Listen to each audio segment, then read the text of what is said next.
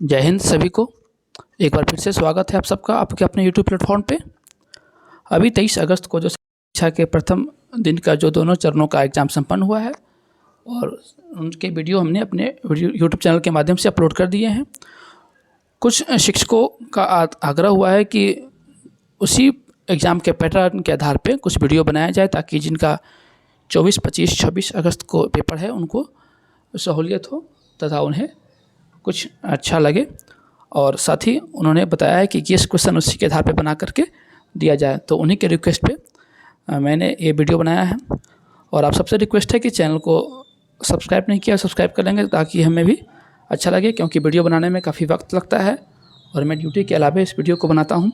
तो आप सबसे रिक्वेस्ट है चैनल को सब्सक्राइब कर लेंगे ताकि हमें भी थोड़ा मोटिवेशन मिले, वीडियो बनाने में अच्छा लगे। तो बिना देरी के शुरू करते हैं। और आपसे एक और बात कहनी है कि यदि आपने अब तक वो वीडियो नहीं देखा है जो कि कल के एग्ज़ाम में आए थे, तो जाके ज़रूर देख लेंगे उस वीडियो को भी इस वीडियो के बाद। और उम्मीद करता हूँ कि आपका जो एग्ज़ाम होगा काफ़ी अच्छे से बीते।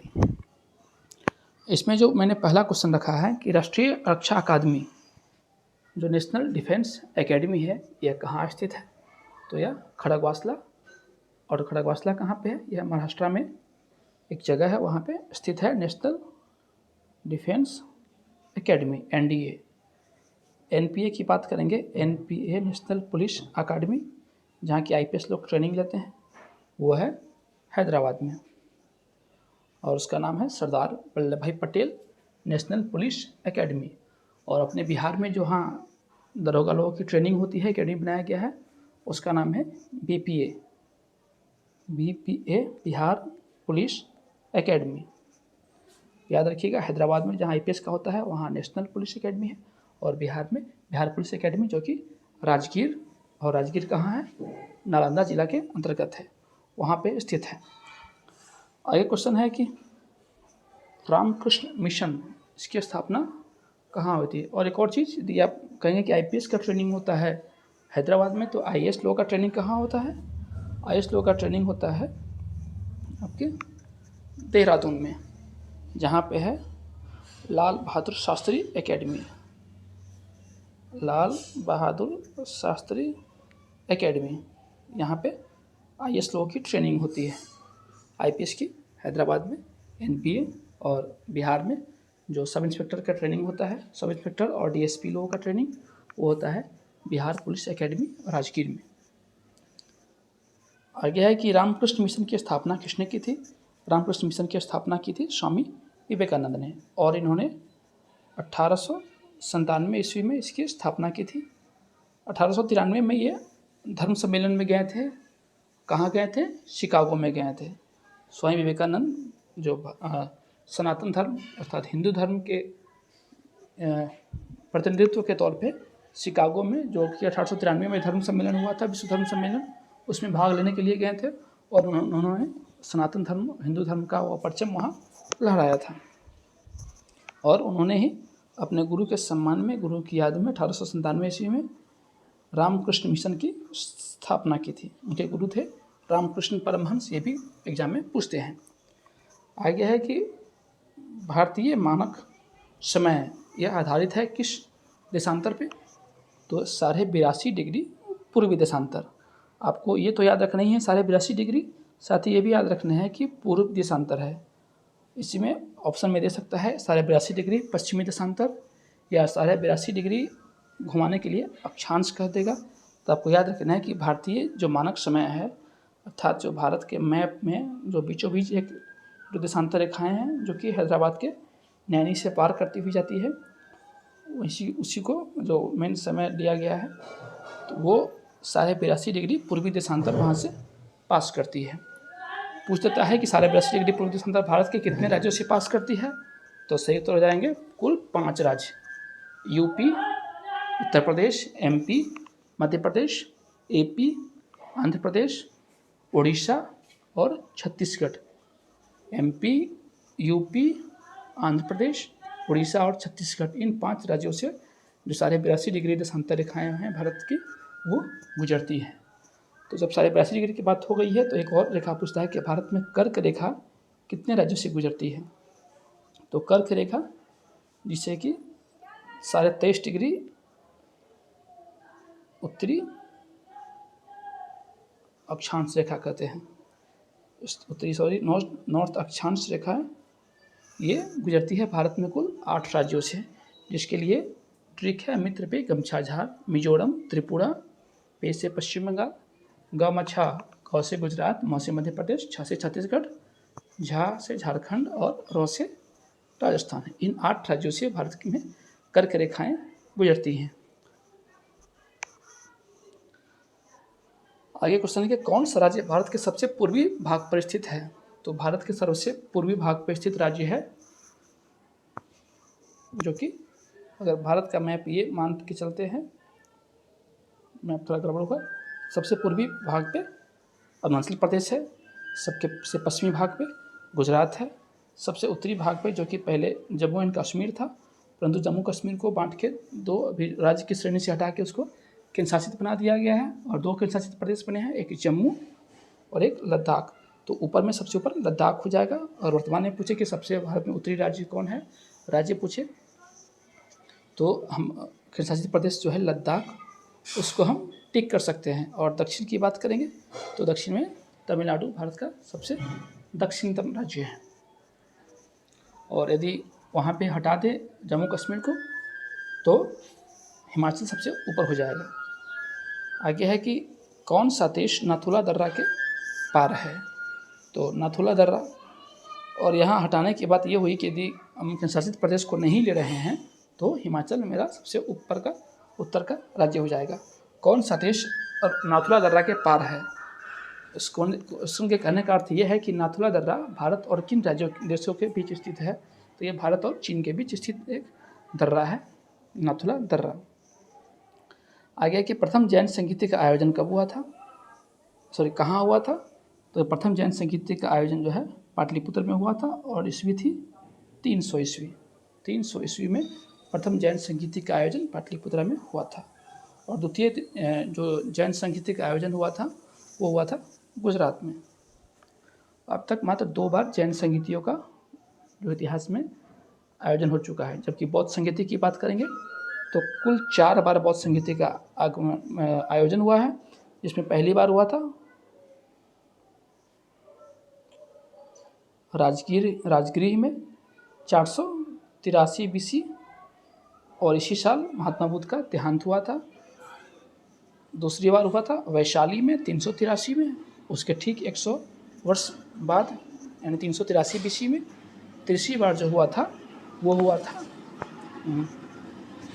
पाटलिपुत्रा में, जो कि हुआ था 100 ईसा पूर्व में।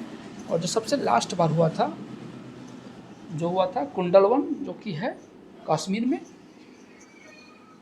तो इस प्रकार कुल 4 बार बौद्ध संगीति का आयोजन हुआ है, जबकि जैन संगीति का आयोजन 2 बार हुआ है, पाटलिपुत्र और गुजरात में। बनियों का देश कहलाता है, ब्रिटेन को बनियों का देश कहते हैं। और क्वेश्चन ये भी पूछता है कि बनियों को देश सबसे पहले ब्रिटेन को किसने कहा था? वो कहा था नेपोलियन बोनापार्ट, जो कि एक इतिहास के बहुत ही महान व्यक्ति हुए थे। नेपोलियन बोनापार्ट, उन्होंने ही सर्वप्रथम ब्रिटेन को बनियों का देश कहा था। भारत ने पहला क्रिकेट विश्व कप कब जीता था? तो 1983 में भारत ने पहला विश्व कप जीता था वेस्ट इंडीज़ को हरा के। और इसका आयोजन कहाँ हुआ था? इंग्लैंड में हुआ था आयोजन। और जो पहले के 3 विश्व कप थे 1975, 1979 और 1983, इन तीनों विश्व कप का आयोजन इंग्लैंड में ही हुआ था, जिसके जो तृतीय संस्करण में भारत ने वेस्ट इंडीज़ को हरा के कप जीता था। और उसके फाइनल में जो उस विश्व कप में भारत के कप्तान थे वो थे कपिल देव, जिन पे कि हाल ही में मूवी बनी थी 83, रणवीर सिंह की मूवी आई थी 83, उन्हीं पे आधारित थी। पौधे का भाग जो श्वसन क्रिया करता है वो हो जाएगा पत्ती। पत्ती ही पौधे का सबसे प्रमुख भाग होता है, क्योंकि उनके लिए भोजन का निर्माण करती है। अंग महाजनपद की राजधानी ये भी पूछ सकते हैं, तो इसकी राजधानी चंपा थी। और ये भी प्रश्न आते हैं कि कुल कितने महाजनपद थे अंगुत्तर निकाय के अनुसार, अर्थात बौद्ध धर्म में एक प्रसिद्ध उसका पुस्तक है अंगुत्तर निकाय। उसमें चर्चा की गई है कि प्राचीन भारत में कुल 16 महाजनपद हुआ करते थे। उस महाजनपद में 3 महाजनपद जो है वर्तमान बिहार के क्षेत्र में थे, जिनमें कि एक है अंग महाजनपद, जो कि वर्तमान में भागलपुर, मुंगेर, जो अभी वर्तमान जिला है बांका, उस सबके आसपास स्थित है। तो एक तो अंग हुआ जिसकी राजधानी चंपा है। इनके अलावा एक था मगध जिसकी राजधानी थी उसमें गिरिव्रज, जिसे ही हम राजगृह भी कहते थे, वर्तमान में उसका नाम राजगीर है। और जो मगध की राजधानी बाद में राजगीर से चेंज करके पाटलिपुत्रा की गई थी। और जो तीसरा उसमें जनपद था, वो महाजनपद, वो था वैशाली जिसकी राजधानी थी वैश्य जनपद, वज्जी वो गणराज्य था जिसकी राजधानी वैशाली थी। तो अंग, वज्जी और मगध, ये 3 महाजनपद जो कि वर्तमान बिहार राज्य में स्थित है। किस उपग्रह को जीवाश्म ग्रह के नाम से जानते हैं? चंद्रमा को हम जीवाश्म ग्रह के नाम से जानते हैं। और बात जब उपग्रह की हो रही है तो हम जानते हैं कि पृथ्वी के पास एकमात्र प्राकृतिक उपग्रह है, जो कि जिसे हम मून अर्थात चंद्रमा के नाम से जानते हैं। और मंगल ग्रह के पास 2 गैस उपग्रह है जो कि काफ़ी एग्जाम में पूछते हैं, फोबोस और डिमोस। ये 2 उपग्रह मंगल के पास स्थित है। बुध और शुक्र जो कि सूर्य के सबसे निकटतम 2 ग्रह हैं, उनके पास कोई उपग्रह नहीं है। बुध शुक्र के पास कोई नहीं है, पृथ्वी के पास 1 है चंद्रमा, मंगल के पास 2 हैं, फोबोस और डिमोस। सबसे अधिक उपग्रह की बात करेंगे तो शनि के पास है। अभी तक जो ज्ञात रिकॉर्ड है उसके अनुसार शनि के पास कुल 145 उपग्रह है, जबकि बृहस्पति के पास 95 उपग्रह है।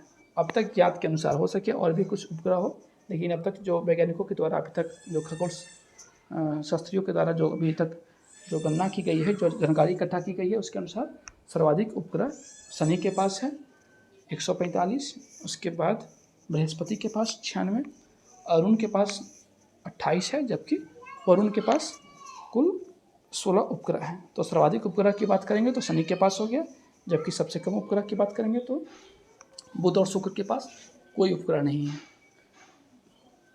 आगे देखेंगे कि खून का भाग प्लेटलेट्स का जीवन काल क्या होता है। तो खून के भाग प्लेटलेट्स का जीवन काल 7 से 10 दिनों का होता है। और बात करेंगे जो खून में और क्या क्या पाया जाता है, आरबीसी होता है और डब्ल्यूबीसी होता है मुख्य रूप से। तो आरबीसी का जो जीवन काल होता है वो होता है 120 दिन, इसका एवरेज लगभग निकाला गया है, उसे 100 से 120 दिन तक होता है। तो आप एवरेज मान सकते हैं कि 120 दिन उसके आरबीसी के जो कण हैं उनके जीवन काल होते हैं, जबकि डब्ल्यूबीसी के जो जीवन काल होते हैं उनको होते हैं 12 से 20 दिन। और प्लेटलेट्स का जीवन काल जो हो जाएगा वो 7 से 10 दिन तक होगा। और एक और क्वेश्चन पूछता है कि डेंगू रोग में जो खून में किस चीज़ की कमी हो जाती है। तो इसी की कमी हो जाती है, प्लेटलेट्स की कमी हो जाती है, जिसके वजह से जो काफ़ी कमजोरी आती है। प्रत्येक क्रिया के बराबर वो विपरीत दिशा में प्रतिक्रिया, यह न्यूटन का कौन सा नियम था। तो हम सबको पता है कि न्यूटन ने गति के 3 नियम दिए थे और उसी में यह तीसरा नियम था कि प्रत्येक क्रिया के बराबर वह विपरीत दिशा में प्रतिक्रिया होती है। इसमें आपसे क्वेश्चन पूछ सकता है कि जो कोई भी क्रिकेट का फील्डर गेंद को कैच करने के समय अपने हाथ को पीछे की तरफ खींचता है क्योंकि चोट कम लगे, उसके पीछे क्या कारण है। तो उसका कारण होता है न्यूटन का 3rd नियम, क्योंकि 3rd नियम कहता है कि हर वस्तु जो किसी पे अटैक करती है उतना ही जोर से अटैक करती है जितना तेजी से वो आपके पास आएगी। लेकिन वहीं यदि उसकी जो समय को बढ़ा देंगे, घर्षण कम हो जाएगा, चोट कम लगेगा। और इसी का भी और उदाहरण है कि जैसे कोई बस में बैठा हुआ व्यक्ति जब अचानक बस चल रहा हो और अचानक ब्रेक लगता है तो व्यक्ति आगे की तरफ झुक जाता है, जबकि रुकी हुई बस यदि अचानक चलती है तो व्यक्ति पीछे की तरफ झुक जाते हैं। ये सब उदाहरण है न्यूटन के 3rd नियम के। आगे क्वेश्चन पूछा गया था कि पूछ सकता है कि निक्स ओलंपिया ये पर्वत किस ग्रह पे स्थित है। तो ये पर्वत है मंगल ग्रह पे। और सौरमंडल अर्थात सौरमंडल का कहने का अर्थ हुआ कि सूर्य के अलावा जो 8 ग्रह हैं, 9वां ग्रह जो था प्लूटो, उसको तो 2006 में ग्रह की श्रेणी से निकाल के बौना ग्रह की श्रेणी में डाल दिया गया था। उस प्लूटो की छोड़ के जो उसके जो बाकी ग्रह हैं और सूर्य है, उन सब में सबसे बड़ा पर्वत कौन है? तो ये वही यही है, निक्स ओलंपिया, जो कि हमारे मंगल ग्रह पर स्थित है। और इसकी ऊंचाई बताई जाती है कि जो सबसे ऊंचा पृथ्वी का जो चोटी है माउंट एवरेस्ट, उससे भी 3 गुना, यानी उसके लगभग 3 गुना बड़ा है, अर्थात करीब 25 किलोमीटर उसकी ऊंचाई है निक्स ओलंपिया की। और ये कहाँ है? मंगल ग्रह पे है। नोबेल पुरस्कार विजेता प्रथम भारतीय कौन थे? वो थे रविंद्रनाथ टैगोर, और इन्हें 1913 में यह पुरस्कार दिया गया था। और पूछ सकता है कि किस चीज़ के लिए दिया गया था? तो इन्हें दिया गया था इनकी जो प्रसिद्ध कृति थी गीतांजलि, उनके लिए दिया गया था। और यह साहित्य के क्षेत्र में उनको पुरस्कार दिया गया था। तो आपसे क्षेत्र पूछ सकता है किस क्षेत्र में दिया गया था? साहित्य में। कब दिया गया था? 1913 में। विजेता भारतीय प्रथम कौन थे नोबेल पुरस्कार के? तो रविंद्रनाथ टैगोर, जिनका ही रविंद्रनाथ ठाकुर भी नाम से हम जानते हैं। आगे क्वेश्चन पूछ सकता है कि द्रोणाचार्य पुरस्कार किस चीज़ से संबंधित है? तो यह संबंधित है खेल में जो उसके कोच होते हैं, जिसे हम गुरु कहते हैं, उनसे संबंधित ये पुरस्कार है। इसकी स्थापना की गई थी 1985 में। इसमें पिछले 4 वर्ष का रिकॉर्ड देखा जाता है इस पुरस्कार को देने से पहले, कि पिछले 4 वर्ष में किसी कोच का अंतर्राष्ट्रीय खिलाड़ियों या राष्ट्रीय खिलाड़ियों के जो करियर है उनमें उनका कितना योगदान था, उनकी कितनी जो है उसमें कार्य किए गए थे, उस चीज़ को करते हुए ये पुरस्कार दिया जाता है। जब खेल की बात आ गई है तो खेल का जो सबसे बड़ा पुरस्कार होता है वर्तमान में उसका नाम चेंज कर दिया गया है, मेजर ध्यानचंद खेल रत्न पुरस्कार। 2021 में नाम चेंज किया गया था। पहले इसका नाम था राजीव गांधी खेल रत्न पुरस्कार, जिसकी स्थापना 1991 में हुई थी।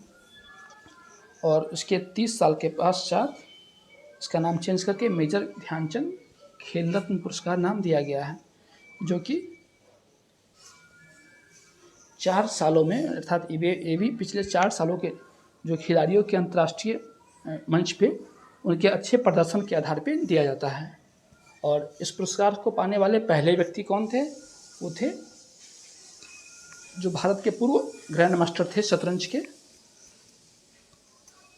विश्वनाथन आनंद। उन्हें यह पुरस्कार दिया गया था 1992 ईस्वी में। स्थापना पुरस्कार की 1991 में हुई, परंतु पहला विजेता 92 में उनको दिया गया था, विश्वनाथन आनंद को। और ये भी पूछ सकता है इसमें कि जो हाल ही में किसे दिया गया था? तो भारत में बैडमिंटन के 2 बड़े प्लेयर हैं, सात्विक साई रेड्डी, उन्हें यह पुरस्कार दिया गया था।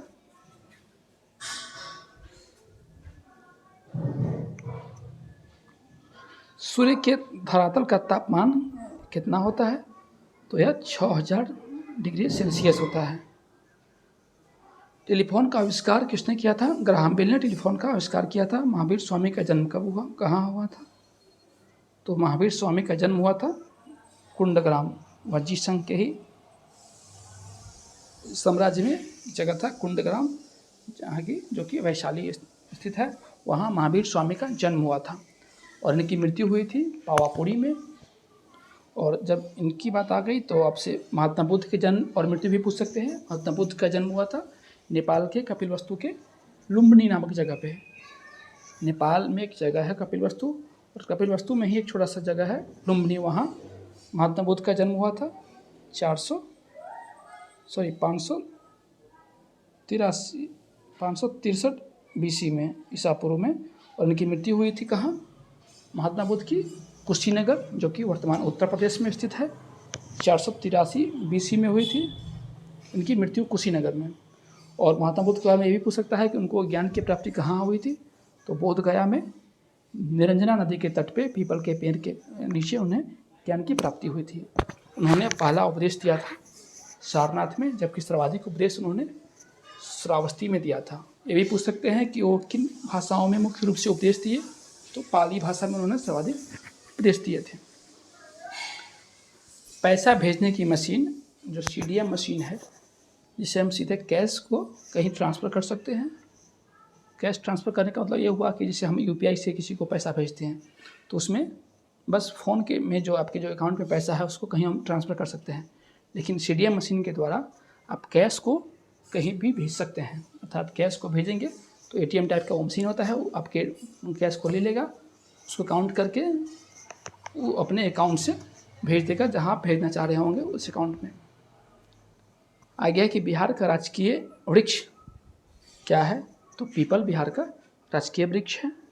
दल बदल अधिनियम ये आया था 1985 में, और इसमें आपसे ये भी पूछ सकते हैं कि किस संशोधन के अंतर्गत आया था, तो ये 52वां संशोधन हुआ था 1985 में। उसके तहत दल बदल जो विधेयक है वो पारित हुआ था। प्रकाश की गति पूछी जा सकती है, जो कि होता है 3 लाख किलोमीटर प्रति सेकेंड। 3 गुने 5 10 के पावर 3 गुने 10 इंटू 10 के पावर 5 किलोमीटर प्रति सेकेंड। इसी में यदि मीटर में आ जाए तो 10 के पावर 8 मीटर पर सेकेंड हो जाएगा। गांधी जी इनके राजनीतिक गुरु थे, गांधी जी के राजनीतिक गुरु कौन थे, तो सही उत्तर हो जाएगा गोपाल कृष्ण गोखले। अर्थात गोपाल कृष्ण गोखले महात्मा गांधी के राजनीतिक गुरु थे। और गोपाल कृष्ण गोखले के गुरु कौन थे, महागोविंद रानाडे। महागोविंद रानाडे को गोपाल कृष्ण गोखले के राजनीतिक गुरु के नाम से हम जानते हैं। पृथ्वी सूर्य का चक्कर लगाती है, यह सबसे पहले किसने बताया था, यह सर्वप्रथम बताया था कोपरनिकस ने। और ग्रहों की जो गति का नियम वो दिया था केपलर नामक वैज्ञानिक ने। प्रकाश वर्ष किसकी दूरी है, यानी प्रकाश वर्ष क्या है, तो प्रकाश वर्ष खगोलीय दूरी मापने की एक इकाई है। अर्थात प्रकाश वर्ष पूछते क्या है, तो दूरी मापने की एक इकाई है, नॉर्मल दूरी नहीं, खगोलीय दूरी। अर्थात यदि पृथ्वी से चंद्रमा का इस तरह से अगर देखना हो या इस ब्रह्मांड से उस ब्रह्मांड का दूरी मापना हो तो प्रकाश वर्ष का उपयोग किया जाता है। आगे है कि अंतरिक्ष में जाने वाला प्रथम भारतीय वो थे राकेश शर्मा, और ये सर्वप्रथम 1984 में सोवियत संघ, जो कि वर्तमान में रूस है, उनके सहयोग से यह अंतरिक्ष में गए थे। और अभी तक चंद्रमा पर जाने वाला कोई भी भारतीय व्यक्ति नहीं हुए हैं। ये अंतरिक्ष का अर्थ होता है कि जहाँ पृथ्वी के गुरुत्वीय क्षेत्र से बाहर पहुँच जाना, जहाँ पे लोग आराम से वहाँ टहल सकते हैं, आराम से नहीं कह सकते हैं, यानी बिना कोई जो गुरुत्वाकर्षण के अंतर्गत वो फ्रीली वहाँ टहल सकते हैं, वो जगह अंतरिक्ष होती है।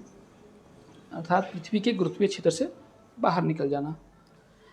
आगे है कि भारत का प्रथम भारतीय उपग्रह का क्या नाम था, वो था आर्यभट्ट, और ये भी सोवियत संघ के सहयोग से 1975 में भेजा गया था।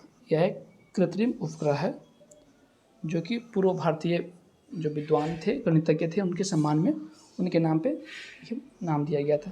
आर्यभट्ट ने ही शून्य की खोज की थी, दशमलव प्रणाली भी इन्होंने ही शुरू करवाई थी।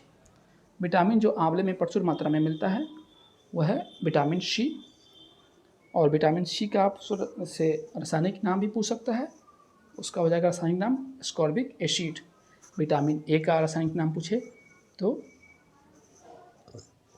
रेटिनॉल, बी का पूछे तो थाइमिन, सी का पूछे तो स्कॉर्बिक एसिड, डी का कैल्सीफेरॉल, ई का टेकोफेरॉल, और विटामिन के का फिलिक्विलिनोन। ये सब रासायनिक नाम है जिसके कि नाम आपको अच्छे से याद होने चाहिए। इसी प्रकार आपसे विटामिन की कमी से होने वाले रोग के बारे में भी पूछ सकता है, तो आपको उसको भी अच्छे से याद रखना है। भारत में सबसे पहले सूर्य किस राज्य में निकलता है, तो भारत का सबसे पूर्वोत्तर राज्य है, वहाँ सर्वप्रथम सूर्य निकलता है, जो कि है अरुणाचल प्रदेश। भारत का प्रथम गवर्नर जनरल कौन था, लॉर्ड विलियम पेंटिक। ये भारत के प्रथम गवर्नर जनरल थे। स्टार्टिंग में जो हुआ था तो पहले ईस्ट इंडिया कंपनी का पहला गवर्नर बना था, जो कि बना था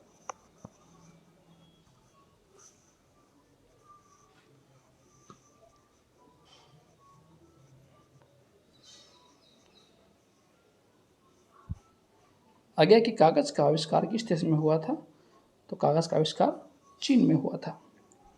गौतम बुद्ध का जन्म कहाँ हुआ था? सॉरी, गौतम बुद्ध के बचपन का नाम क्या था? का नाम सिद्धार्थ था। उनका जन्म मृत्यु अभी हम लोग देख चुके थे कि जिनका जन्म हुआ था 563 ईसा पूर्व में नेपाल के लुम्बिनी नामक जगह पे, जबकि इनकी मृत्यु हुई थी 483 ईसा पूर्व में कुशीनगर, उत्तर प्रदेश में। नेताजी इन्हें कहा जाता है, सुभाष चंद्र बोस को नेताजी कहा जाता है। अर्थशास्त्र के लेखक कौन थे? चाणक्य, जिन्हें कि हम कौटिल्य भी कहते हैं, जो कि चंद्रगुप्त मौर्य के गुरु थे। भारत में सशस्त्र बलों का सर्वोच्च सेनापति ये राष्ट्रपति होते हैं, जो कि तीनों सेनाओं के प्रमुख होते हैं, प्रधान होते हैं। रतौंधी किस विटामिन की कमी से होता है? विटामिन ए की कमी से रतौंधी नामक रोग होता है। प्राचीन भारतीय सूर्य को क्या मानते थे? वो ग्रह मानते थे कि सूर्य एक ग्रह है पृथ्वी की तरह ही। गिद्धा और भांगड़ा किस राज्य के लोक नृत्य है? यह पंजाब के लोक नृत्य है, गिद्धा और भांगड़ा। बिहू पूछे तो बिहू असम के हैं। ये भी एग्जाम में काफ़ी पूछते हैं, तो आप उसको भी देख लेंगे। बिहार का पूछे तो झिझिया यहाँ का लोकल नृत्य है। तमाशा पूछे तो महाराष्ट्र का है, जबकि यूपी का नौटंकी जो नृत्य है वो यूपी का है। सूर्य कौन सी गैस का गोला है? हाइड्रोजन व हीलियम का गोला है सूर्य। औरंगजेब का शासनकाल ये 1658 से 1707 तक चला था। और औरंगजेब की मृत्यु के बाद मुग़ल सल्तनत जो है एक प्रकार से जो अपने पतन की तरफ अग्रसर हो गया। पृथ्वी से दिखाई देने वाला सबसे चमकीला ग्रह शुक्र है, और शुक्र ग्रह को ही सबसे गर्म ग्रह माना गया है सौरमंडल परिवार का, और इसे ही पृथ्वी का बहन या पृथ्वी की जुड़वा ग्रह के नाम से हम जानते हैं। सौरमंडल की आयु 4.8 अरब वर्ष है। पुच्छल तारा जो 76 वर्ष बाद दिखाई देता है, उसका नाम है हेली या धूमकेतु पुच्छल तारा। निर्वाचन आयोग संविधान के किस भाग में है? यह संविधान के भाग 15 में स्थित है। संविधान के भाग 15 में चर्चा की गई है निर्वाचन आयोग की। कील नहर कहाँ है? ये जर्मनी में स्थित है, और कील नहर सबसे व्यस्तम नहर है दुनिया की, जो कि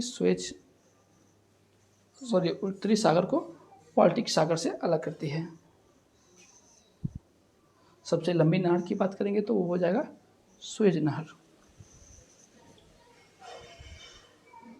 स्वतंत्र भारत के पहले मंत्रिमंडल में जगजीवन राम को कौन सा विभाग मिला था?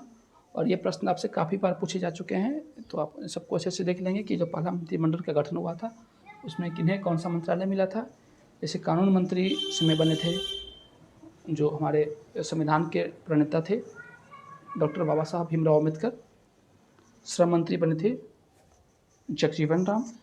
तो यहाँ वही प्रश्न पूछ रहा है कि श्रम मंत्री कौन बने थे, तो जगजीवन राम को कौन सा मंत्रालय मिला था? श्रम मंत्रालय। स्वास्थ्य मंत्रालय की बात करेंगे और आसिफ अली को मिला था।